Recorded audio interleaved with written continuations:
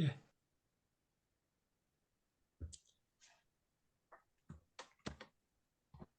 어, 이 아담 이브 뱀은 부제가 기독교 탄생의 비밀입니다. 저도 이렇게 신학교 다닐 때 이런 얘기를 못 들었거든요. 근데 이 책을 보고서 약간 이렇게 새로운 걸 이렇게 발견해서 이렇게 같이 나누게 됐습니다. 책은 절판됐고요. 그래서 타이핑하고 한 20장 정도 타이핑하고 또 오늘 할 거는 뭐 한 3장 정도 좀 압축해서 제가 잠깐 말씀드리고 그 내용 가지고 또 이렇게 얘기하는 식으로 진행을 그렇게 가겠습니다. 이것은 일레인 페이걸스 교수가 쓴 책이고요. 서장이 로마 제국과 기독교. 이 책에서 탐구하는 주제는 다음과 같은데 창세기에 대한 기독교적 해석이 첫 4세기 동안 어떻게 나타나게 되었는가. 기독교인들은 아담과 이브의 이야기를 통해서 그들의 신앙을 수립하고 정당화했는가. 그들은 창조와 타락 이야기에 반영된 삶의 조건, 고통, 희망을 어떻게 바라보았는가. 그러니까 창세기는 이렇게 해석이 너무 중요합니다. 이 해석 때문에 그냥 같은 신앙 안에서도 이렇게 싸우기도 하고 옛날은 뭐 감옥에 가두고 죽이기까지 하는 그런 적이 있었죠. 그래서 이제 해석을 어떻게 하냐 그게 중요한데 차근차근 보도록 하겠습니다. 초기 기독교인들은 자유를 창세기 1, 3장의 핵심 교훈으로 여겼습니다. 자유에는 자유의지, 사악한 권력으로부터의 자유, 사회적, 성적 속박으로부터의 자유, 존재주의적 정부와 운명으로부터의 자유 등이 포함됩니다. 이런 다양한 자유의 원천은 자기 절제고요. 수세기 동안 인간의 자유에 대한 이야기로 읽혔던 아담과 이브 이야기는 아우구스티누스에 의해 인간의 속박에 관한 이야기로 바뀝니다. 대부분의 유대인과 기독교인들은 하나님이 인간에게 도덕적 자유를 부여했지만 아담이 이를 잘못 사용해서 후손에게 죽음을 안겼다는데 생각을 같이 합니다. 아우스티누스는 여기서 더 나갑니다. 아담의 죄는 인간의 죽음을 초래했을 뿐만 아니라 인간에게서 도덕적 자유를 박탈했고 돌이킬 수 없을 정도로 성적 경험을 타락시켰으며 참다운 정치적 자유를 가질 수 없게 했습니다. 그는 바울 서신에서 죄에 대한 성적인 해석뿐만 아니라 인간 의지의 도덕적 무기력이라는 가르침까지 찾아냅니다. 그러니까 자기 이야기를 하기 위해서 바울 서신도 이렇게 살폈다는 거죠. 아우스티누스의 원제설이 정치적으로 유효적절했던 이유는 그의 원제설이 많은 동시대인들을 설득해서 모든 인간에게는 외적 통제가 필요하다는 관념을 심어주었습니다. 그들의 경우엔 기독교 국가의 제국의 지지를 받는 교회를 의미했습니다. 그러니까 교회가 작을 때는 상관없는데 제국하고 손잡게 되니까 뭔가 다른 게 필요했다는 거죠. 적은 인원을 이렇게 통제하기는 괜찮은데 많은 인원이 이렇게 나오게 되면 그걸 이제 통제하는 그런 부분에서 국가도 그렇고 종교도 그렇고 어려움이 있었기 때문에 뭔가를 모색했는데 그런 것들을 아우구스티누스가 제공을 했다는 거죠. 아우구스티누스는 자신의 창세기 해석을 옹호하기 위해서 에클라눔의 젊은 기독교주기인 율리아누스와 논쟁을 벌였습니다. 율리아누스는 아우구스티누스의 원제설이 정통 기독교 사상에서 완전히 벗어났을 뿐만 아니라 아우구스티누스 자신이 한때 빠져든 마니교이단의 교리라며 공격했습니다. 아우구스티누스는 율리아누스와 논쟁하면서 인간의 죽음과 성적 요건은 자연의 섭리에 의한 것이 아니라 아담이 지은 죄에 대한 벌로서 인간 경험에 들어왔을 뿐이라고 주장했습니다. 반자연적이며 터무니없다는 인상을 주는 아우스티누스의 관점은 결함을 지녔음에도 불구하고 고통과 죽음에 대한 소고의 문학적 사고방식에 깊이 뿌리 내리게 됩니다. 그래, 아우구스티누스 이전하고 이유는 확연히 달라지게 되는데요. 오늘날은 이제 아우구스티누스 이후의 그런 관점으로 이렇게 신앙생활하고 그런 쪽으로 이제 많이 생각을 하게 되는 거죠. 내가 생각하고 있는 것은 푸코가 진리의 정치학이라 이름 붙인 것으로 우리 각자가 진실이라 믿고 행동의 근거로 삼는 것은 우리가 처한 사회적, 정치적, 문화적, 종교적 상황 또는 철학적 상황과 불가분의 관계에 있다는 것이다.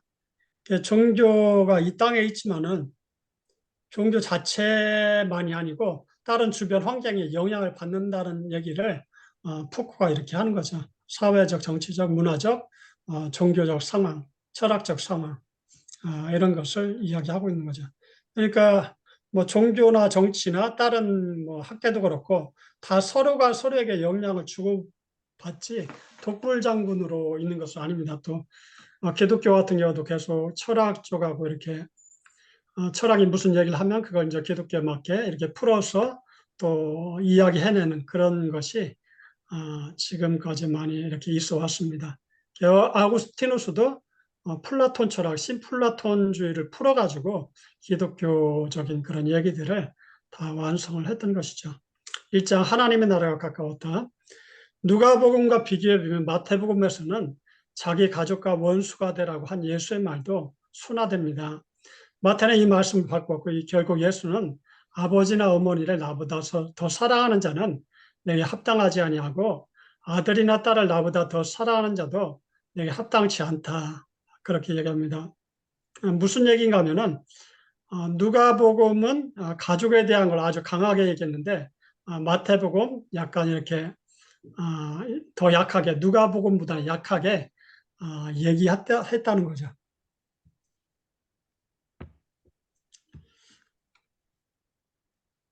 그래 누가복음에서 물은 내게 오는 자가 자기 부모와 처자와 형제와 자매와 더욱이 자기 목숨까지 미워하지 않으면 능히 내 제자가 되지 못하리라. 그런데 마태복음에서는 아버지나 어머니 나보다 더 사랑하는 자 내게 합당하지 아니하고 아들이나 딸을 나보다 더 사랑하는 자도 내게 합당치 아니하며 그 위에는 막 목숨까지 얘기하는데 밑에 마태복음은 그런 부분에 대해서 조금 더 순화되게 이야기를 한다는 것이죠. 하지만 대부분의 학자들은 신약 성서에 모여진 13편의 바울 서신들 중 7편만 바울이 실제로 썼다는 데 동의합니다. 바울이 직접 쓴 편지를 꼽는 것은 로마서, 고린도전서, 고린도후서, 갈라디아서, 빌립보서, 데살로니가전서, 빌레몬서입니다. 디모데전서와 디모데후서 그리고 디도서는 바울의 문체와는 다르게 쓰여졌을 뿐만 아니라 바울의 편지에 나타난 것과는 현격히 다른 시대적 상황이나 관점을 반영하고 있어 바울이 실제로 쓴 것이 아니라는데 거의 모든 학자들이 동의하고 있습니다. 에베소서, 골로새서, 데살로니가 후서의 저자를 둘러싼 논쟁은 아직도 계속되고 있지만 대다수의 학자들은 그것 역시 제2 바울 서신이 이른바 아류의 바울 서신에 포함시킵니다. 이게 무슨 얘기인가 하면은 우리는 이제 신앙 안에서 그 바울 서신을 전부 바울이 쓴 걸로 믿죠. 근데 학자들은 이제 이거를 연구합니다. 어떻게 연구하면 예를 들어서 바울이라는 사람이 글을 쓰고 말을 할 때 그 사람의 어떤 말하고 글 쓰는 그런 틀이 있잖아요. 그거하고 좀 안 맞으면은 좀 이상하다. 이제 그렇게 판단을 하는 거죠. 예를 들면 이제 제가 어떤 말을 하고 제가 어떤 글을 써도 배상수라는 사람의 그런 생각이나 말이나 글이 이렇게 나오지 다른 사람의 말이나 글이 나오지는 않잖아요. 그럼 뭐 어떤 그 사람이 뭐 마음이 심경의 변화가 있었다가 그렇지 않은 이상은 그렇지 않다는 거죠. 어떤 그런 것들을 자료들을 통해서 보면서 바울 서신, 제2 바울 서신 학자들이 그렇게 구분합니다. 그게 이제 또 오늘 이야기 되는 것하고도 연관이 있는데 제2 바울 서신들은 여러 면에서 서로 다른 것이 사실이지만 실질적인 문제에 대해서는 모두 한 목소리를 내고 있는데 바울의 가장 급진적이고 금욕주의적인 관점을 거부하는 대신 순치된 바울, 즉 동료 기독교인들의 금욕 생활을 촉구하는 것과는 거리가 먼 결혼과 가족에 대한 유대인들의 전통적 태도를 약간 더 엄격하게 적용하는 변형된 바울의 모습을 보여줍니다. 예수의 급지점 말씀 마태가 한결 순화된 표현을 덧입힌 것처럼 신약 성서는 바울의 진짜 편지들과 제2 바울 서신을 병치하므로 바울에 대한 인상을 급진적 설교자에서 가정 생활을 후원하는 부드러운 성자의 모습으로 바꿉니다. 무슨 얘기인가 하면은 예수님의 말씀도 아까 마가복음하고 마태복음에서 마가는 강했는데 마태는 약간 순화됐다고 말씀드렸죠. 마찬가지로 바울 서신에서도 바울 서신 그 자체에서는 강한 어조로 얘기했는데 제2 바울서 시인에서는 그거를 순화시켰다고 이야기를 하고 있는 것입니다. 그게 이제 학자들의 주장인 거죠. 그래, 바울서 시는 일반적으로 학계에서는 로마서, 고린도전서, 고린도후서, 갈라디아, 빌립보서, 데살로니가전서, 빌레몬서 이 7개를 바울이 썼다고 얘기하고, 다른 것은 바울의 제자들이나 바울이 연관된 사람들이 썼을 것이다. 그렇게 얘기하고, 에베소서, 골로새서, 데살로니가 후서는 논쟁 중이다. 그렇게 얘기하고 있습니다. 이 책이 뭐 벌써 몇십 년 전 책이거든요. 근데 이제 지금은 이제 7개는 그 바울 거라고 얘기하는데, 이 나머지 부분에 대해서는 어떻게 정리됐을지는 지금은 이제 잘 모르죠. 또 새로운 내용을 이렇게 접해야지 그 내용은 파악을 할 수 있을 것 같습니다. 아무튼 여기에서는 본 바울하고 제2 바울하고 글의 문체나 그런 것이 상당히 다르다. 바울은 강하게 어필하고 이 바울 서신에서는 결혼이나 가정에 대해서 약간 부드럽게 얘기하고 있다. 그렇게 학자들이 이야기를 하고 있습니다. 하지만 대부분의 기독교들은 금욕적 삶을 추구하는 극단적인 바울보다는 순화된 바울을 선택하여 사도 바울의 상호 모순적인 말들을 너그럽게 용인합니다. 이렇게 해서 기독교 운동은 금욕적 삶을 추구하는 사람은 물론 결혼한 사람과 이혼한 사람들까지 끌어들일 수 있게 됩니다. 예수, 바울의 극단적인 견해를 마태와 제2 바울 서신을 통해서 완화시키고 그로 인해 많은 사람을 끌어들일 수 있었다. 그럼 이런 얘기도 되겠죠. 제국과 손잡기 전에는 강하게 이렇게 어필해도 문제가 덜했는데 제국과 손잡아서 이제 많은 사람들이 들어오게 되는데 거기 강하게 어필하면은 그걸 따르는 사람들이 많을 수는 없겠죠. 어떤 그런 부분도 생각을 했다는 것입니다. 제국도 그렇고 종교도 그렇고 그런 부분을 다 이렇게 감안했다는 거죠. 아우구스티누스도 그렇고 로마도 그렇고 그런 것을 기독교로 공인하고 하는 것에 그런 영향이 있었다는 것입니다. 이 장은 로마 질서의 한강 기독교인은 올림피아의 여러 신들의 영향을 받은 황제들, 기독교는 올림피아 신을 부정의 근친상간, 간음하는 자로 묘사했습니다. 성적 쾌락에 탐닉하는 자들이 올림피아의 신들입니다. 박형규의 그리스 귀신 죽이기를 참고하라. 같은 맥락이다. 기독교인들은 로마적의 수많은 남신과 여신이 올림피아의 여러 신들 대신 모든 인간을 동등하게 창조한 유일신 하나님만을 모셔야 한다고 강력히 주장했습니다. 초기 교회도 이렇게 그리스 로마 신하고 황제도 그때 당시는 신이라고 했거든요. 그래, 네가 예수님을 섬길 거냐, 황제를 섬길 거냐. 그때 당시에 그런 시대였거든요. 지금은 뭐 그게 아무 상관이 없지만은 그래, 그리스 로마 신들도 신이고 황제도 신이 그런 세계에서 뭐 일반 사람들 따르게 얘기했지만 기독교인들 그거에 대해서 반발을 했다는 거죠. 그 하나님 유일신 그 사상하고 맞지 않기 때문에 그렇죠.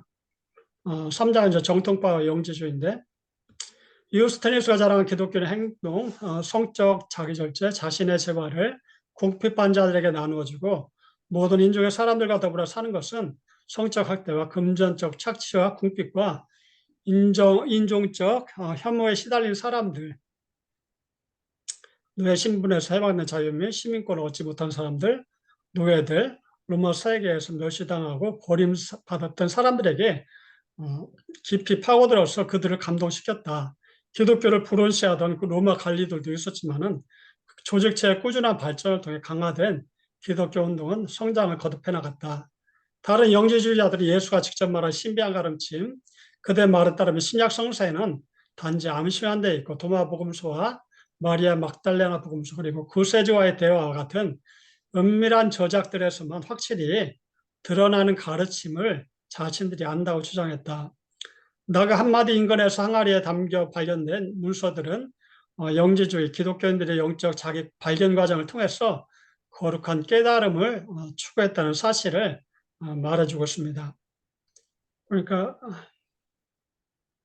어떤 따로 특별한 그런 지식을 자신들이 가지고 있고 그것을 가지고 이렇게 뭐 신앙 생활한다 그런 부류들이 약간 영지주의 또 약간 이원론 뭐 유곤학하고 영은 선하다 이런 생각을 가진 사람들이 영지주의라고 할 수 있겠죠. 사장 대차증 동정에 나온 초기의 유대인과 기독교인들이 창세기 1, 3, 4장에서 인간의 자유를 확인한 반면 콘스탄티누스 시대 이후 아우구스티누스는 똑같은 성경 구절에서 인간의 속박을 발견합니다. 노년의 아우구스티누스 따르면 성인에 가까운 가장 엄격한 금욕주의를 하더라도 완전한 자기 통제에는 이를 수 없으며 인간의 자유의지는 인간의 타락으로 인해 회복될 수 없을 정도로 무너졌다고 주장합니다. 이제 곧 살펴보겠지만 기독교 사상이 도덕적 자유라는 이념에서 전반적 타락이라는 이념으로 급격히 바뀌는 과정은 기독교 운동이 박해하던 하나의 종파에서 황제 자신의 종교로 변모하는 과정에서 동시에 일어났습니다. 5장과 6장에서 그런 내용들을 살펴볼 건데요. 아우구스트 티누스하고 펠라기우스하고 이렇게 대립하는 당시 아우구스티누스와 펠라기우스가 어떤 상황에 있었고 그 가운데서 어떻게 아우구스티누스의 역사는 손을 들어줬는지 그 부분을 5장과 6장에서 다루고 있습니다. 예, 오늘은 여기까지입니다. 예.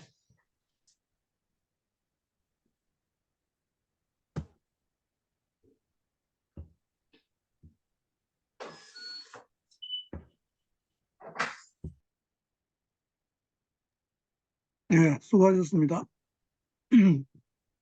오늘 좀 방금 이야기하신 그 내용에 대해 가지고 조금 이렇게 어떤 생각을 하셨는지 또 이렇게 질문할 게 있으면 질문도 하시고 좀 자유롭게 이야기를 하면 좋을 것 같습니다. 우리 공 원장님이 마이크를 일단 켜 놓으셨는데 혹시 뭐 궁금한 거나 읽으시고 들으시고 좀 어떤 느낌이 있었는지. 음, 이 주제에 관련돼 있어서는 진짜 한 번도 이렇게 따로 우리가 교회에서 나오는 기본적인 이야기 외에는 생각을 따로 해본 적이 없어서 주제가 아주 들었는데도 사실은 이걸 뭐 질문을 하거나 그럴 수 있는 그런 정도는 지금 되지는 않은 것 같고요. 책이 있으면 전체적으로 한번 읽어봤으면 좋겠다 싶은데 그렇지를 못하네요. 그러니까 좀 몇 번 계속 처음부터 목사님 정리해 주신 거 들으면서 한번 나름 정리하고 질문들 한번 준비해 보겠습니다. 예, 감사합니다. 우리 굿모닝님, 우리 장 장로님. 예, 예, 저도 뭐 이 내용은 또 처음 듣게 되는데 들으면서 아직 뭐 정리는 안 되지만 어쨌든 우리가 그 기존에 이렇게 교리적으로 들을 때 보통 우리가 그 인간의 완전한 재성 뭐 그걸 아우구스티누스가 이렇게 이제 주장해서 지금까지 이제 정설로 내렸지만 이 책에서는 그 인간의 자유의지에 대해서 어느 정도를 보고 있는지 그 인간의 자유의지와 원죄에 대해서 굉장히 충돌되는 부분이 있는데 배공사님 읽으시고 이 부분을 어떻게 좀 정리하고 지금 그러니까 그 아우구스티누스 이전하고 이후하고 그 보는 관점들이 인간의 자유의지와 원죄에 대해서 보는 관점들이 어떻게 바뀌었는지 다시 한번 좀 설명을 한번 들어보고 싶습니다. 예. 예. 저도 이 책을 보고서 저도 신학교 뭐 이렇게 합동 총신 나오고 뭐 한 10여 년 정도 신학했거든요. 그러면서도 이런 내용의 책은 저도 처음 보는 것 같아요. 처음 보는데 약간 이제 처음 볼 때 충격이었는데 이걸 어떻게 이제 접하게 됐냐면 원복이라는 개념을 이렇게 접하면서 이 내용도 같이 접하게 됐어요. 그래, 기독교가 아우구스트 티누스 이전에는 원복 개념이 주류였거든요. 주류였는데 시간이 흐르면서 아우구스티누스가 등장하면서 자신의 어떤 삶의 경험, 뭐 이단 마니교에도 빠졌었고 또 젊은 여자하고 관계도 하고 이렇게 성적인 그 충동이 강했던 그런 사람이었는데 그런 부분들이 이렇게 자기가 이렇게 세우는 그 교리에도 이야기하는 거에도 이렇게 녹아져 왔다는 거죠. 자기 경험이니까.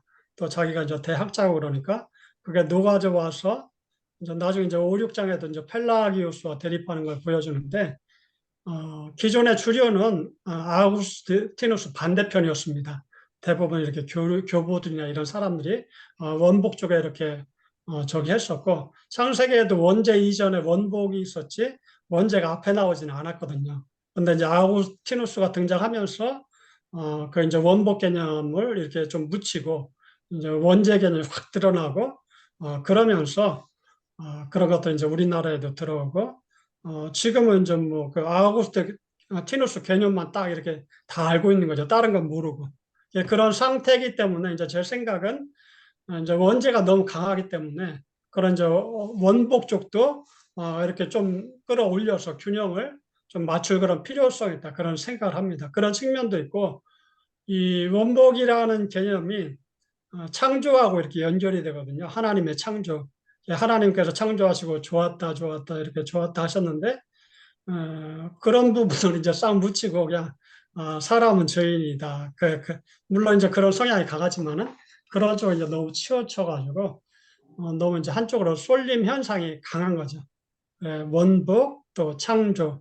그러면서 우리나라도 그렇고, 다른 나라도 그렇고, 창조에 대해서 너무 이제 인간이 이제 주도성을 갖고 이렇게 나가려고 하는데 그런 부분에서 이제 환경이나 기후, 이런 자연 이런 게 파괴되는 게 이제 막심하기 때문에 이런 시대에 기독교가 이렇게 원복이나 창조 개념을 더 끌고 와서 그런 쪽에 이렇게 세상에 소리를 낼 필요성이 있지 않는가. 세상에다 원죄 이렇게 너희들 죄인이다. 물론 이제 그런 측면이 있지만 조금 더 이제 깊이 들어올 때는 그게 필요하겠지만은 처음부터 그런 것보다는 일반 사람들이 어필해서 받을 수 있는 원복이나 또 창조 개념, 자연, 환경, 이런 쪽에 강조를 하면은 이 시대 사람들에게는 훨씬 더 이렇게 어필을 할 수 있지 않을까.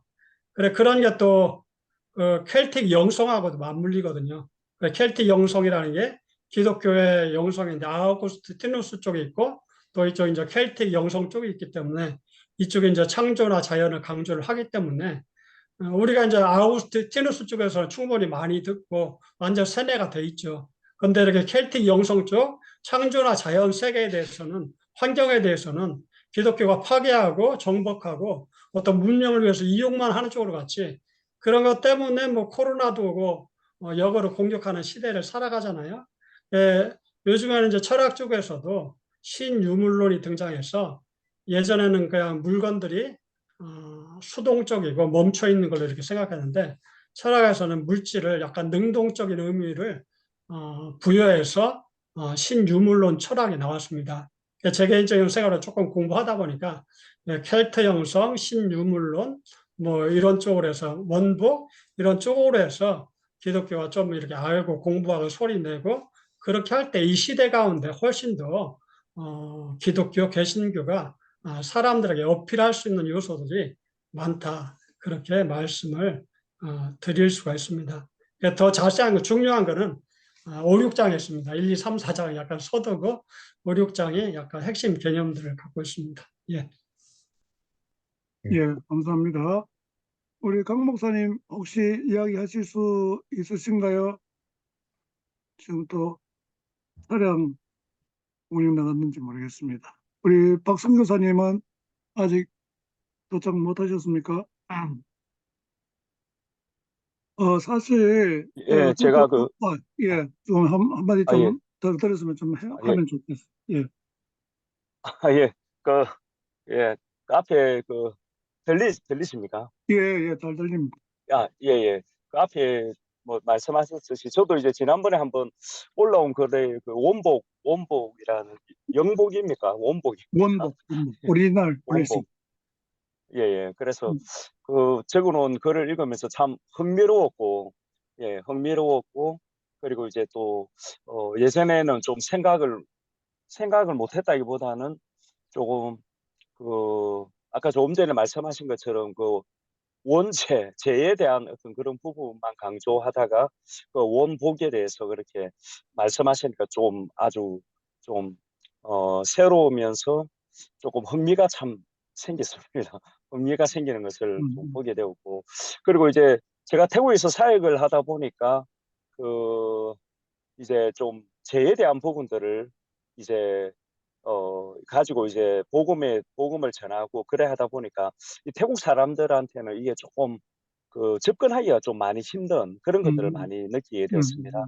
그러면서 이제 그 최근에 이제 태국 한 교단이 이제 이제 그러니까 태국에서 생긴 교단인데 굉장히 성장을 빨리 하고 그래서 많이 하게 됐습니다. 근데 그 이유가 뭘까 한번 살펴보니까 조금 복음을 전할 때에 어 이제 우리 선교사들이나 또 정통 어떤 속해 있는 그런 분들은 음, 사역자들은 보면 뭐 죄를 가지고 막 접근을 하고 너는 죄인이다.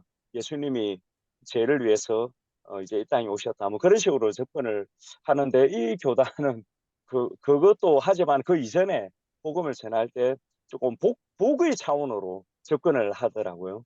그래서 예수님을 믿으면 뭐 이제 행복이 있고 복이 있다. 우리가 어떤 의미에서는 예전에는 뭐 이게 너무 기복적이지 않느냐 뭐 그런 식으로 해가지고 조금 이제 많이 좀 부정적으로 많이 보았는데 근데 이제 태국에서 이렇게 이제 사역을 하고 또 태국의 기독교 역사가 200년이 한국보다 더 많은 200년이 되어 가는데도 불구하고 이 복음을 받아들이는 숫자는 정말 미미한 그런 것을 볼 때에 뭔가 좀 복음을 이제 전하는데 접근하는 방식이 뭔가 좀 너무 우리가 좀 아까 이야기했지만 어거스틴 그 이후에 또 제의 관점으로만 너무 접근하다 보니까 이게 태국 사람들한테는 이게 전혀 이제 조금 동의도 안 되고 어떤 의미에서는 좀 마음문을 열지 못하는 그런 게 아닌가 좀 그런 생각이 들기도 하고 그래서 그 그래서 그 최근에 그 성장하는 교단이 어떤 복의 차원으로서 예수님을 믿게 됨으로 얻게 되는 어떤 그런 평안, 어떤 기쁨 그런 것들을 조금 강조하면서 접근하다 보니까 좀 이제 조금 성장하는 것들을 볼 때에 물론 우리가 어, 뭐 아까 말씀하셨지만 우리가 어떤 죄의 문제도 있고 분명히 죄에 대한 어떤 그런 부분 또 예수님의 십자가도 있지만은 우리가 또 좀 터부시 되었던 그런 원복에 대한 부분들을 우리가 조금 회복해야 되지 않겠나 회복하고 좀 그런 그러니까 우리가 나중에 그 결론적으로는 우리가 또 처음에 하나님께서 우리에게 명하셨던 그 복, 그것을 우리가 다시 되찾는 것이 또 구원이 아닌가 그런 생각이 듭니다. 그래서 우리가 하나님 나라의 어떤 결론적인 복은 원래 하나님께서 주시고자 하셨던 그 원복을 받는 것이 구원의 어떤 결론이지 않겠나 그런 생각이 들면서 조금 여기에 대해서 저번에 읽고 좀 많이 좀 뭐라 해야 되나 좀 흥미와 또 관심과 또 한번 좀 저 듣고 그좀 깨달았으면 좋겠다 그런 생각이 들어서 이번에 또 참석을 하게 되었습니다. 예, 감사합니다. 예. 예. 우리 공 원장님 손 드셨는데 손 안 드셨습니까? 손, 좀, 예. 예, 예. 그러면 배용사님 혹시 이분 우리 이 페이글스 이 저자가 예, 예. 저자가 결국은 우리 기존적인 기독교에 관한 그에 대해서는 좀 비평 쪽이라고 좀 받아들이고, 그리고 이게 신학적으로 어떤 받아들이기보다는 사회적으로 문화나 뭐 이런 그런 관점에서 좀 접근을 해야 된다. 뭐 그런 식으로 좀 받아들이면 될까요? 저는 그런 생각을 했습니다. 이 페이걸스 교수의 이렇게 책을 보면서 이제 우리나라는 거의 이제 원죄를 많이 강조하고 거기가 이제 주류가 이루어졌는데 근데 그 원죄 기독교가 현실 사회에 어떤 이렇게 영향력을 미치는 또 이제 그 아구스티누스가 이제 마니교나 이런 거에서 또 플라톤 이렇게 해서 플라톤은 그거잖아요. 뭐야. 뭐 물질, 이데아 뭐 그런 거에서 약간 이제 영은 거룩하고 물질은 이제 약한 그게 이제 마니교의 이제 이원론 그런 측면도 있고 그래 그런 아우구스티누스의 사상의 측면에서 약간 이제 물질은 천하고 영은 이제 거룩하다는 그런 인식이 있는 부분이 있거든요. 그런 부분은 어 근데 이제 현 이제 철학 사조나 여러 가지 이제 흘러가는 게 어, 우리 기독교 자체도 그렇고 예수님이 육신으로 오셨고 육이 거룩하잖아요. 근데 이제 아우구스티누스 사상 자체에 약간 그런 부분이 있기 때문에 우리 신앙 가운데 그런 부분이 많이 있다는 거죠. 그래 예전에는 죽으면 천당 간다. 이 땅에 썩어 없어질 세상이다. 그렇게 되면 이제 마음대로 쓰게 되고 환경이나 이런 것도 이제 엉망으로 사용하다 그냥 가는 거죠. 나만 즐기다 가면은 뭐 후손이 어찌 됐든 이제 그런 식의 생각을 할 수 있는 부분이 있다는 거죠. 이제 그런 측면에서 이제 그 원복의 측면, 창조의 측면, 그게 이제 기독교 안에서도 아우구스티누스 쪽도 있지만은 켈트 영성 쪽도 있거든요. 기독교 주류에서 약간 비주류지만은 그렇기 때문에 일단 그거는 그것대로 이렇게 살려두고 우리가 이제 더 알아가고 강조해야 할 부분이 이 켈트 영성 쪽이다. 창조 자연 이 부분을 더 잘 알고서 또 아우구스티누스 이전에 이레니우스나 이런 교보들이 주장했던 이전에 주장했던 그런 내용들이 있거든요. 그래. 그런 내용들에서 원복을 어떤 걸 얘기하는지 우리나라 조규현 목사 뭐 삼중복 그런 거 말고요. 그런 거 말고 그 아우스티누스 이전에 그 사람들이 그 원복에 대해서 이제 어떻게 얘기했는지 그런 것을 이렇게 공부해갖고 현 시대에 어차피 어떤 사상이든지 지금 내가 살아가는 시대 가운데서 어떤 생각을 가지고 살아가는 게 그게 첫 번째 강조점이라고 할 수 있거든요. 지금 시대는 교회는 이렇게 갈수록 이렇게 쪼그라들고 갈수록 이렇게 세상 사람들의 그 어떤 수준에 이렇게 어떤 뭐 생각이나 그런 게 맞추지를 못하거든요, 사실상. 한국 초기에는 그 사람들이 교회로 따라왔지만은 그 미국 선교사들 들어오고 해서 병원 짓고 학교 짓고 해서 따라왔지만은 지금은 교회가 점점 이렇게 쪼그라드는 거죠.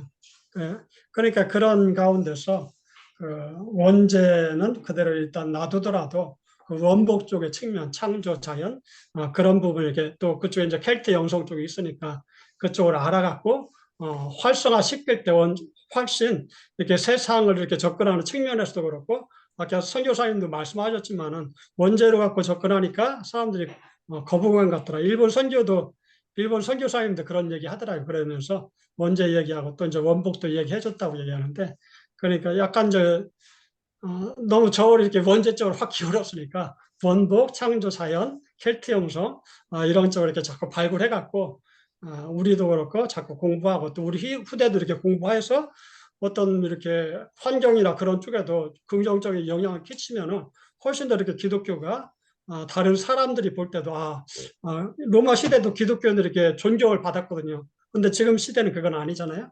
사람들이 볼 때도 창조, 자연 이런 거에 사랑하고 이런 측면을 통해서 기독교인들도 수준이 있다.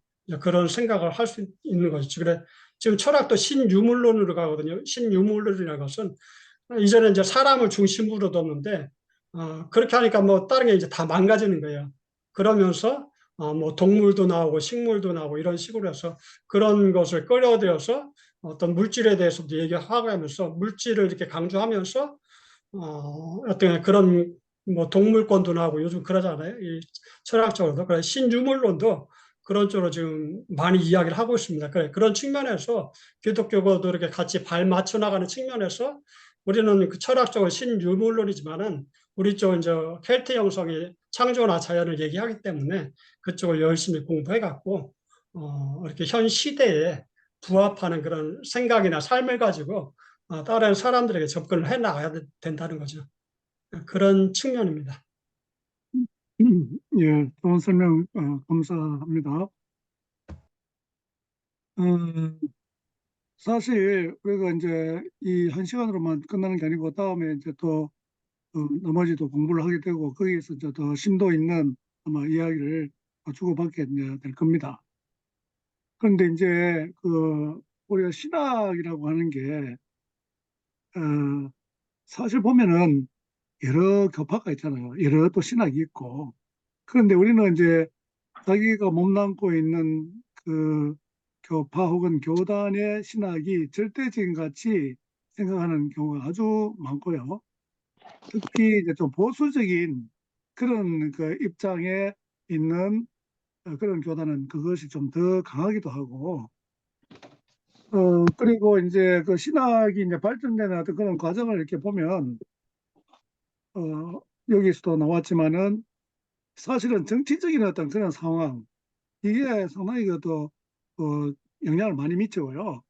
결국 어떤 이 힘을 얻게 되는 어떤 그런 어, 주장, 그런 이론, 이것이 이제 그 주류를 이제 이루게 되고, 그렇게 하다 보니까 사실 성경적인 어떤 그런 것을 제대로 이야기하는 그런 것이 오히려 조금 이렇게 간과된다고 해야 되겠나? 묻힌다고 해야 되겠나?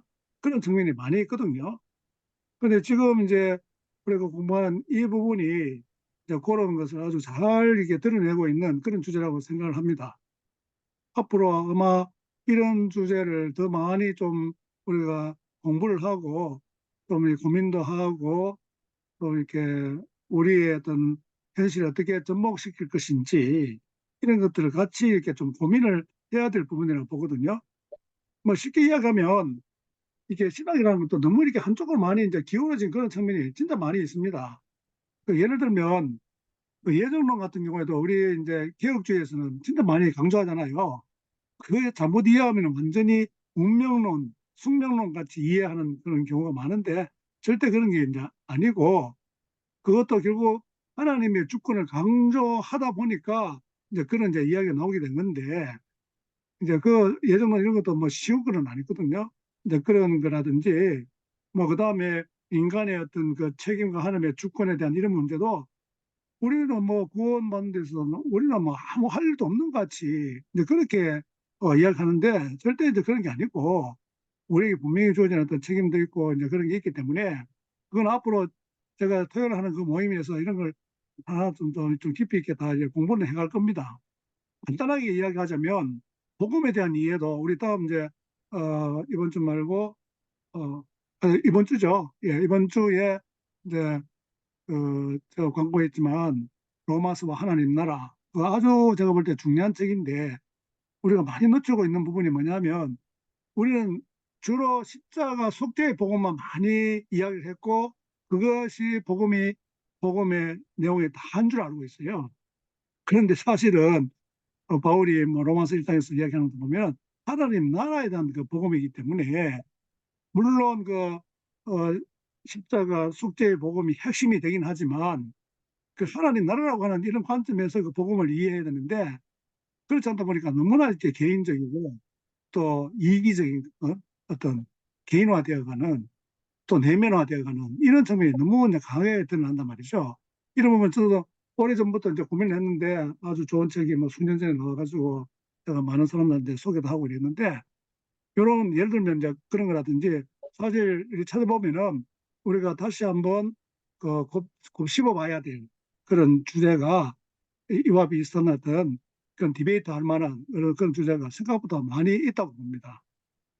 그래서 요거는 중요한 이제 문제 가운데 하나라고 이제 보는데 그 복이라고 하는 것 자체가 뭐 아까도 말씀드렸지만은 그냥 선박적 후원해가지고 그런 차원의 복을 이야기하는 것이 아니고 우리가 이제 복을 이제 원복이라 했는데 사실은 그 원복보다는 마지막에 주어지는 것이 더 완전한 어떤 그런 복의 개념을 저는 이제 알고 있거든요. 원래 에덴 동산으로 돌아가는 어떤 이런 차원이 아니고 완전히 이제 업그레이드된 어떤 정말 새로운 어떤 창조 세계에서 하나님과 영원한 복락을 누리는 이런 개념을 우리가 이제 이해해야 되는데 자꾸 이제 에덴으로 돌아간다 뭐 이런 것도 사실은 조금 이해가 좀 부족한 그런 또 측면이 있고요. 어쨌든 우리가 이 켈트 영성에서 이야기하는 자연을 강조하고 또 하나님의 창조성을 강조하고 하는 것은 우리가 그동안에 잘 알지 못했고 좀 이렇게 놓치고 있던 그런 부분들을 우리에게 잘 가르쳐 주는 것이 아닌가 하는 그런 생각은 많이 하게 됩니다. 그래서 우리는 이제 처음 이제 이 시간을 이제 가지니까 조금 이렇게 얼떨떨하고 조금 이해가 안 되는 이런 부분도 분명히 있겠지만 제가 생각할 때 이게 균형을 갖춰야 돼요. 항상 균형을. 우리가 신앙에 있어서 균형을 못 갖추면 자꾸 이제 이상하게 가고 2단까지는 안 빠진다 하더라도 그 신앙이 상당히 왜곡되는 어떤 그런 양상도 많이 나타나기도 하거든요. 우리 그런 점을 잘 이해해서 이번에 공부하는 이 주제가 앞으로 여러분들의 어떤 그 신앙의 아니면 어떻게 신학의 어떤 좀 패러다임을 좀 바꿀 수 있는 그런 기회가 되면 참 좋겠다. 그런 좀 생각은 합니다. 그래서 우리가 이제 어거스틴이 그 원죄를 이야기한 그런 배경이라든지 개인적인 어떤 그런 이제 개인적인 어떤 그 문제, 자기 어떤 과거라든지 이런 게 경험이 많이 또 이렇게 깔려 있거든요. 아까 그게 다 이제 나오고 했는데 루터가 종교개혁했을 때도 자기가 경험한 이런 게 아주 영향을 많이 미쳤어요. 그러니까 우리는 이제 그 인간이기 때문에 그런 경험이라든지 이게 또 우리의 신앙하고 동떨어져서 우리가 이해할 수 없는 그런 부분이잖아요. 그러니까 의외로 그것이 이제 어떤 신학에 하는 영향을 미치는 것이 사실입니다. 그렇지만 거기에서 우리가 완전히 자유할 수는 없지만 좀 더 이렇게 성경의 원래 어떤 그 의미가 무엇인지 이런 것을 우리가 잘 찾아갈 수 있도록 좀 뭐 신학을 하는 사람들도 제가 볼 때 그런 부분이 많이 약한 부분도 있고 또 일반 성도들도 어떻게 보면 목사님보다 더 수준 높은 그런 이제 성도들도 이제 있긴 하지만 우리가 이제 이 접하는 게 이제 한쪽 면만 이렇게 많이 접하고 하다 보니까 좀 이렇게 그야말로 올바른 기독교 어떤 신앙을 찾아가는데 좀 많은 어려움이 있기도 하다 하는 게 이제 저 개인적인 생각이기 때문에 여기서 뭐 쉽게 이렇게 판단할 문제는 이제 아니라고 생각하고 좀 더 이 저자가 이야기하는 것 또 다른 책들도 우리가 공부하면서 아 이런 그 성경의 면이 있었구나. 이제 그렇게 이제 알아가는 게 참 필요하다고 봐요. 그런 의미에서 저는 개인적으로 성경 해석하기 너무너무 중요하다. 그래서 사실은 우리가 성경을 뭐 신학을 하든 안 하든 다 해석하면서 읽거든요. 안 그렇습니까? 마신에 보면은 예수님 뭐 눈을 빼라, 뭐 팔을 잘라라, 뭐 근데 그래 한 사람 누가 있어요? 아무도 없잖아요. 과장법이구나. 어느 정도 다 알고 그래 하는 거지. 뭐 그런 게 한두 가지가 아니기 때문에 그걸 우리가 조금은 좀 신학적인 어떤 훈련이라 해야 되겠나? 이런 것도 조금 이제 받아볼 필요는 있는데 뭐 우리 여기서 하는 데는 많은 이제 한계가 있고 어려움이 이제 있다 보니까 뭐 만족할 만한 어떤 그런 데까지 우리가 나갈 수 있을지는 잘 모르겠지만 그래도 우리 배 목사님이 이런 그 좋은 그 자료를 또 이렇게 만나시고 또 이렇게 소개해서 우리가 이제 이제 화요일 이제 매월 둘째 화요일에는 이런 계통의 어떤 책들을 쭉 이렇게 좀 일단 그런 주제를 가지고 공부를 해 나가려고 합니다. 그래서 조금 기도도 해주시고 관심도 가져주시고 또 주위에 좀 소개도 해가지고 여기 여러 사람들이 모이면 더 풍성한 모임이 안 되겠습니까? 저는 좀 그래 기대하고 있습니다. 우리 이제 수 원장님 좀 늦게 들어오셨는데 너 계속 모임에 들어오려고 했는데 우리 어머님이 어, 좀 편찮으셔가지고 그러시구나. 좀 회복하는 주사 놔주고 좀 뭐 스트레스 해주고 그러니까 예, 어머니 고맙다고 막 이야기하고 그러고 막 안심시켜주고 뭐 간식까지 좀 먹이고 올라와가지고 좀 예, 늦어졌어요. 예. 그래도 네. 참석해주셔서 너무 감사하고요. 우리 지난 그 주모임에도 참석하셔가지고 참 이렇게 감사하게 생각합니다. 또 뭐 이야기 또 들으시면서 또 생각나는 그런 게 있으면 좀 이야기도 좀 하시고 한 사람만 계속 이야기하면 좀 지겹고 하니까 우리 이제 수 원장님은 이제 잠시 들으시면서 조금 어떤 생각이 들었는지. 여기 주제 제목이 참 그 원죄에 대한 것이잖아요. 아담과 하와가 범죄하고 또 그에 담긴 또 하나님께서 또 계획하고 있는 사랑의 또 다른 또 표현들, 또 사랑의 또 계획들. 근데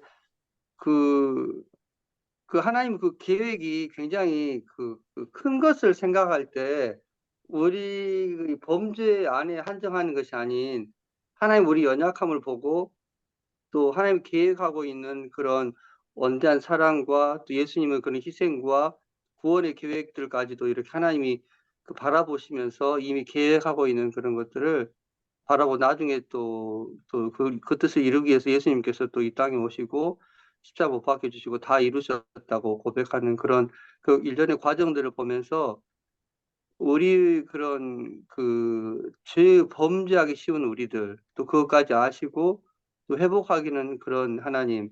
그러니까 그 내가 처음에 이렇게 불교도였다가 그 많은 사람들 전도를 많이 받았거든요. 그래서 그랬을 때 그 참 그 뭐 그 원죄 막 그런 거 이야기를 막 하잖아요. 아담과 하와의 범죄 막 그런 이야기들을 막 하면서 선뜻 저는 와 닿질 않았었어요. 그리고 제가 또 하나님을 안 믿는 상태에서 성경을 계속 많이는 읽고 공부하고 그랬지만 하나님을 구주하는 예수님을 구주 예수로 고백하지를 못했고 하나님을 굉장히 막연하고 두려운 하나님으로 봤었거든요. 그러다가 이제 예수님을 만나고 난 다음에 하나님이 그 모든 그 구약의 그 모든 그 내용들이 엄청난 하나님의 사랑이 그 안에 그냥 쫙 깔려 있는 것을 바라보게 되면서 아, 무섭고 두려운 하나님 아닌 그 안에서 우리를 너무너무 사랑하는 그 하나님에 대한 그 엄청 큰 사랑에 대해서 알게 되면서 이제 그 하나님을 새롭게 이렇게 예수님 안에서 새롭게 만나는 그런 과정이 있었고 그래서 오늘 여기 막 시작하자마자 전부터 막 7시부터 접속을 해가지고 막 하고 있다가 이제 우리 어머니 아프다 해가지고 병원에 갔어요. 주사기 약 막 챙기고 오고 막 주사 놔주고 또 막 처리해주고 막 약 가지고 어머니 또 이제 안심시켜주고 뭐 오니까 시간이 이렇게 막 돼버렸어요. 그래가지고 설명 쭉 설명해 준 거 보면서 굉장히 요즘에 그 하나님에 대한 그런 원죄 이야기만 한 것이 아닌 또 하나님 또 사랑에 대한 또 우리들의 하나님 구속 계획들 그 사랑에 대해서 굉장히 강조하면서 많은 사람들이 또 접목할 수 있는 그런 전도할 수 있는 그런 계기 그리고 앞으로 또 성경을 더 깊이 많이 이해하고 다른 사람에 대한 그런 성경에 대한 그런 이해들을 서로 나누고 이런 모임이 참 좀 중요한 것 같아요. 이런 막이나 우리 그런 신앙 안에서 가둬지는 그런 것이 아닌 서로가 서로를 비춰보고 또 서로 도와주고 또 하나님의 은혜가 서로 격려해 가면서 믿음 안에서 또 승리하는 저희들 계속 기대하게 됩니다. 예, 감사합니다. 사실 뭐 이렇게 모임을 하게 된 것은 우리 배 목사님 덕분입니다. 나중에 이제 저기 경험해 보면 아시겠지만 우리 배 목사님이 그 제야의 그 코스입니다. 독서에. 그래서 좋은 책도 이렇게 어떻게 이게 접하시는지 제가 궁금해가지고 물어보기도 하고 있는데 그 책 소개도 하시고 뭐 책을 또 빨리 읽으시는 것 같아요. 그러고 그러다가 이렇게 정리도 잘 하시고 저는 뭐 발벗고 따라가서 그래 못할 것 같아요. 늘 제가 감사한 그런 마음이 이제 있는데 우리 배 목사님이 또 이런 그 독서 모임을 통해 가지고 독서 운동을 좀 이렇게 활발하게 하려고 하는 그런 이제 애쓰고 하셨다 그런 이야기를 들었는데 그게 좀 이게 잘 안 되고 이렇게 했습니다. 그런데 이제 토요일 날 우리 제자 공동체 그 모임이 생기고 뭐 그러고 하다 보니까 이제 배 목사님도 연결되고 그래서 처음에는 우리도 몇 명 안 모였어요. 뭐 한 4명 정도 모여서 원래 했는데 그 하다 보니까 원래 한 달에 한 번 마지막 이제 화요일 날 이제 독서 모임을 하는데 이번에 이제 이 분야에 대해서 이제 또 책을 발견을 하고 그러면은 이건 우리 한 달에 2번은 모이자. 그래서 둘째 화요일은 이제 이런 식으로 좀 공부를 해가고 그 다음에 이제 넷째 주는 일단 배 목사님이 추천하신 그런 책을 갖다 중심으로 하되 그것도 앞으로 좀 주제를 잡아가지고 뭐 한 3달 정도 해가지고 같은 주제를 좀 하고 이렇게 좀 공부를 해가면 좋겠다. 좀 그런 이야기가 됐거든요.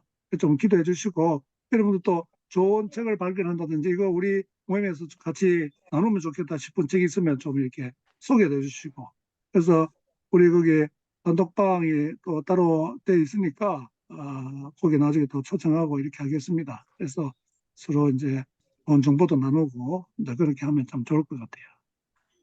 어쨌든 뭐 이렇게 관심을 가져주셔가지고 너무 감사합니다. 예, 예, 제가 감사합니다. 한 말씀 드리면은 예, 제가 이제 이 켈트 영성을 접하고서 이렇게 책 같은 것들 이렇게 살펴보고 이렇게 했거든요. 그래 켈트 영성 또 원부 또 그런 창조신학 그런 쪽에 이제 책을 이렇게 살펴봤는데요. 창조신앙 생태영성이라는 그런 책이 있는데요. 거기서는 고대, 중세, 종교개혁, 근대까지 해서 종교개혁 시대는 마틴 루터하고 칼뱅도 나오네요. 그러니까 역사적으로 이렇게 이런 계열로 했던 사람을 한 권의 책에 다 소개를 해주는 것 같아요. 그래 이제 이렇게 접근하기에 이제 부담감이 적지 않을까. 그래, 앞으로 이제 뭐 어떻게 기회가 될지는 저도 이제 잘 모르겠는데 일단 켈트 영성 원부 또 이게 이제 켈트 신화도 있거든요. 모든 그 공부의 뿌리는 뭐 서사시, 신화 여기까지 올라갑니다. 켈트 신화 같은 경우는 뭐 C.S. 로이스나 또 뭐 반지의 제왕 쓴 사람이죠. 톨킨 이런 사람들에게도 영향을 미치고 그런 그 줄기들이 있습니다. 어떤 그런 사상이나 그런 것들에 이제 줄기가 있는데 그게 이제 켈트 신화, 켈트 영성, 먼저 기독교가 들어가서 들어가고 이제 오늘 또 세계사 공부하는데 마침 고대 브리튼하거든요. 그쪽 사람들 이제 켈트 사람들이고 이제 또 어떻게 이제 들어가는지 그런 내용도 오늘도 뭐 제 시간이라 제가 또 그 고대 브리튼 지역을 좀 다룹니다. 저도 이제 뭐 처음 공부하는 그런 내용인데 또 공부하면서 이제 한 가지 한 가지 알아가고 뭐 이쪽 이제 켈트 영성, 또 원부, 이렇게 창조 신앙도 이렇게 뭐 고대에서부터 현대까지 그런 뭐 루터 칼뱅도 여기 들어가 있고 그런 부분들이 있어서 훨씬 더 이렇게 어떤 이렇게 이론을 지지할 수 있는 그런 내용들이 있지 않은가 그런 생각을 해봅니다. 지금은 이제 그리스 신화도 그리스 로마 신화보다는 이렇게 그쪽 그 켈트 신화 쪽도 알아야 되거든요. 그런 어떤 현 시대하고 이렇게 맞물려서 그런 생각이 들더라고요. 그런 줄기들이 쭉 있기 때문에 같이 이렇게 생각하고 그냥 우리 속에서 현 시대에서만 이렇게 보면 잘 안 보일 수 있는데 좀 이 시대를 이렇게 벗어나서 보면은 뭐 장기 들은 사람들이 옆에서 혼수 두면 잘 보이듯이 약간 그런 측면이 있는 것 같습니다. 예. 그 신화 이야기하니까 그 켈트 신화 이게 크게는 이제 북유럽 신화라고 하는 이제 큰 카테고리가 있잖아요. 아마 그게 뭐 속하지 않는가 저는 뭐 그 신화에 대해서 모르는데 그 북유럽 신화에 대한 그 책들도 좀 이게 나와 있고 한데 어쨌든 그런 것이 우리 어떤 그 사상이나 어떤 우리의 어떤 신앙이나 이런데 그 뿌리를 그런 데다 두고 있다고 보기 때문에 우리 그 뭐 인류 종교학에 해야 되겠나? 그런 넓은 차원에서 우리가 조금 안목을 가지고 이제 볼 필요는 분명히 있겠다. 그런 좀 생각이 듭니다. 그래서 이제 시작이니까 앞으로 좀 더 좋은 방향으로 이렇게 발전될 수 있도록 여러분들 관심 가져주시고 기대해 주시고 또 주위에 사람들 있으면 같이 동행해서 참여할 수 있도록 하면 참 좋겠다 싶습니다. 저기 우리 미국의 강 목사님 혹시 이야기 하실 수 있습니까? 아직 안 들으셨는지 모르겠다. 시간이 거기는 뭐 그 아침 시간이 되고 또 차량 운행하신다 해가지고 우리 그 토요일 날 모임에도 이렇게 참석을 하시는데 이게 좀 들쑥날쑥 하셔가지고 근데 좀 그래도 제가 자료를 다 이렇게 이제 이번에 녹화를 하고 하니까 예, 할 수 있는 것 같습니다. 그다음에 또 새로운 분이 좀 들어오셨는데 정병선 형제님 예, 좀 소개해 네, 주시겠어요? 예, 아이고, 늦게 들어왔습니다. 아니 너무, 좀 소개를 하시죠. 아, 예, 예. 저는 정병선 목사입니다. 예, 예. 예, 요즘에 이 과학 공부에 좀 관심이 있고, 그리고 예, 아담과 이브 문제도 굉장히 제가 관심 있는 부분이라서 좀 그렇습니다. 일찍 들어오려고 생각을 했는데, 여기 일이 있, 어떻게 알고 오셨습니까? 그, 뭐야, 샤르댕, 샤르댕 쪽에 계시군요. 샤르댕 거기에, 예, 거기에서 봤습니다. 카톡방에서. 제가 거기 올렸거든요. 네, 그러면 우리 그 단톡방에 이제 우리 오늘 나오신 분들은 다 이렇게 좀 초대를 해가지고 함께 또 이렇게 모임하는데 어려움이 없도록 그렇게 하겠습니다. 그리고 또 제가 연결되는데 다 이렇게 일단은 이제 일단 소개를 하고 링크를 올리기 때문에 사람들이 처음에 좀 이렇게 낯선 사람들이 모일 수도 있고 한데 그래서 그 이해하시고 이렇게 이제 참여하시면 동성화 모임이 될 거라 생각합니다. 예. 예. 그 우리 병원에 지금 광고가 나오는데 예. 혹시 뭐 더 이야기하실 것이 있으시면 좀 한마디 하시고 아니면은 이거 나중에 다 이제 녹화를 이제 했기 때문에 못 들으시거나 나중에 또 들으시면 될 것 같고요. 정병선 목사님 뭐 할 말씀 하시죠. 예, 정병선 목사님 한번 이야기 한번 하실 게 있으면 좀 하시면 좋을 것 같습니다. 아이고, 이거 거의 끝날 무렵에 들어와서 참 죄송하고, 죄송합니다. 아직 시간이 있으니까, 예. 아, 뭐, 목회하면서 끊임없이 에, 질문하고 고민하고 그러면서 이렇게 여기까지 달려왔습니다. 많은 부분에서 여전히 공부를 하고 있고요. 이제 그 뭐 뒤늦었지만은 요즘에는 오래전부터 꽤 한 10여 년 전부터 이제 진화를 받아들이고 나서부터 굉장히 그 과학에 대한 흥미를 가지고 열심히 이 자연과학도 공부하고 있고요. 그러면서 성경을 우리가 어떻게 보다 더 실제에 근접하게 성경을 읽고 우리의 기독교 신앙의 아이덴티티를 보다 더 깊이 있게 왜곡되고 피상적이고 오류가 많았던 그런 부분들을 넘어서는 그런 작업을 해야 되겠다 싶어서요. 지평 너머 교회 목회를 하고 있습니다. 그래서 이제 지역에서도 하고요. 이제 그 줌으로도 예배하고 있습니다. 그래서 온 오프라인을 겸해서 함께 예배하고 현재 내가 알고 있는 이해의 지평을 끊임없이 넘어가 보자. 그래서 지평 넘어 교회 라고 이름도 짓고요. 그렇게 좋습니다. 마지막 목회의 길을 걸어가고 있습니다. 예. 만나서 반갑습니다. 예. 그러면 지역은 맞습니다. 어디에서 목회를 하세요? 용인에 있습니다. 용인. 네네. 대목사님 가까이 계시네. 예, 예. 네? 예. 어느 분? 아니, 네, 저도 대성수 용인에 목사님, 있습니다. 대성수 목사님 여기 그래요? 용인에 있습니다. 예, 예. 네. 아이고, 우리 줌이 있어서 참 좋습니다. 안 그러면 우리가 이렇게 만날 그런 기회가 없는데. 그렇습니다. 예, 너무 반갑습니다. 예, 우리가 그, 이제 9시 전에는 오늘 이제 마치거든요. 예, 녹화한 거 혹시 어떻게 볼 수 예, 있습니까? 나중에 다 제가 올리겠습니다. 일단, 우리 그 단톡방에 배 목사님이 다 초청해 주시면 거기다가 제가 올리겠습니다. 링크를, 여기 녹화본 링크를 올리겠습니다. 예, 유튜브에 올릴 거거든요. 유튜브에 올려가지고, 그럼 링크 올려놓으면 저를 초대해 주시고 그 후에 올려주시면 감사하겠습니다. 예, 어쨌든 그렇게 하도록 하겠습니다. 예, 예. 감사합니다. 예, 우리가 어쨌든 9시 전에는 마치니까, 아직 시간은 좀 있습니다. 좀 더 하시고 싶은 이야기 있으면 하셔도 좋고요. 우리 장장로님 또 하실 이야기 있으면 좀 하시고. 네, 뭐 다음에 또 이렇게 하겠지만 음. 혹시 배 목사님이 좀 이렇게 추천하실 책들, 뭐 컬트 형성이라든지 공부하시는 중에서 그냥 너무 어려운 거 말고 예, 이 정도는 꼭 읽어보면 좀 좋겠다 하는 거 있으면 이렇게 책을 좀 추천해 주시면 그것도 좀 올려주시면 도움이 예, 될 것 예, 같습니다. 예, 예. 예, 예. 그럼 톡방에 켈트나 원복 쪽으로 한번 올려보겠습니다. 예.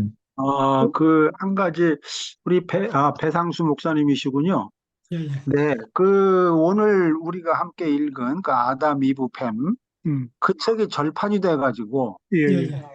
보니까 중고도 없더라고요. 네, 그래서 우리 샤르댕에 올려주신 그 자료 20페이지로 요약한 그 자료만 좀 4장까지 봤는데요. 아, 그 책을 혹시 어떻게 좀 뭐 구입할 수 있는 길은 없겠고, 저는 도서관에서 빌려봤거든요. 한번 도서관 쪽으로 알아보시면.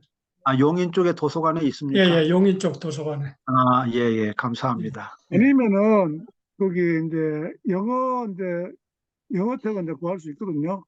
이제 거기 알라딘에 이렇게 들어가면 저는 이제 구해놨는데 뭐 그렇게 어렵지 않은 것 같아요. 그래서 네, 그걸 보시면 되고 아니면은 우리 가운데 또 한 분이 뭐 한 분 아니면 좀 나눠가지고 이렇게 번역을 해도 되죠, 따로. 그래가지고 그 저작권 이런 문제가 어떻게 되는지 모르지만 그래가지고 뭐 또 출판해도 되고요. 아니면 우리 내에 그냥 이게 좀 이렇게 나눠가지고 돌려보면서 이렇게 해도 되고 좀 한번 연구를 해보죠. 뭐. 그 좋은 책이 절판되면 이게 좀 어렵습니다. 그런데 가끔 절판된 책을 이제 팔기는 파는데 엄청 막 비싸게 팔아가지고 제가 그런 거 볼 때마다 열받아가지고 그러면 원서 사보지 하고 오히려 원서를 사보고 이래 합니다. 예. 어쨌든 뭐 너무 이렇게 좋은 시간이 되었습니다. 그러면은 오늘은 이 정도 하고 우리 아까 말씀드린 대로 이제 마지막 화요일은 이제 또 다른 책으로 하니까 이번에 하는 책이 뭐죠? 대 목사님? 이번에 그리스 로마 신화 예. 봅니다. 그래서 로마 신화인데 그 책 이름 아마 나중에 다 올리실 거예요. 그거 한번 전 내가 이 책이 있긴 했는데 그 조헌 교수님 그리스 로마 신화.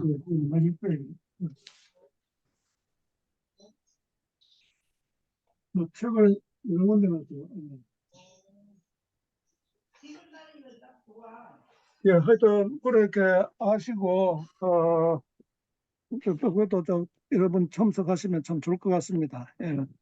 딴 거 뭐 여러 가지 할 게 많으실 건데 그래도 우리가 책 읽는 일은 뭐 성경 읽는 것뿐만 아니라 좀 게을리하지 않고 좀 힘쓰면 좋겠다 이런 생각이 듭니다. 예. 그러면 제가 한번 기도하고 마치겠습니다.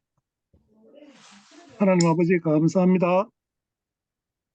오늘도 귀한 시간을 허락하여 주시고 우리가 하나님에 대해서 좀 더 잘 알아가기 위해서 이런저런 고민을 하면서 여러 책들을 우리가 또 접하게 될 터인데 하나님께서 우리의 이해의 지평을 넓혀주시고 신앙의 지평을 넓혀주셔서 하나님의 그 크심과 위대하심을 우리가 하나하나 날마다 새롭게 깨달아가는 저희들 될 수 있도록 도와주시옵소서. 오늘 이 자리에 참석한 당신의 사랑하는 자들에게 더 크신 은혜를 허락하시고 이런 모임을 통해서 더 풍성한 하나님의 그 은혜를 경험할 수 있는 귀한 자리가 되기를 간절히 바라고 원합니다. 감사하며 우리 주 예수 그리스도 이름으로 기도하옵나이다. 아멘. 네, 아멘. 네, 네, 수고하셨습니다. 감사합니다. 예, 감사합니다. 네, 감사합니다. 수고하셨습니다. 예.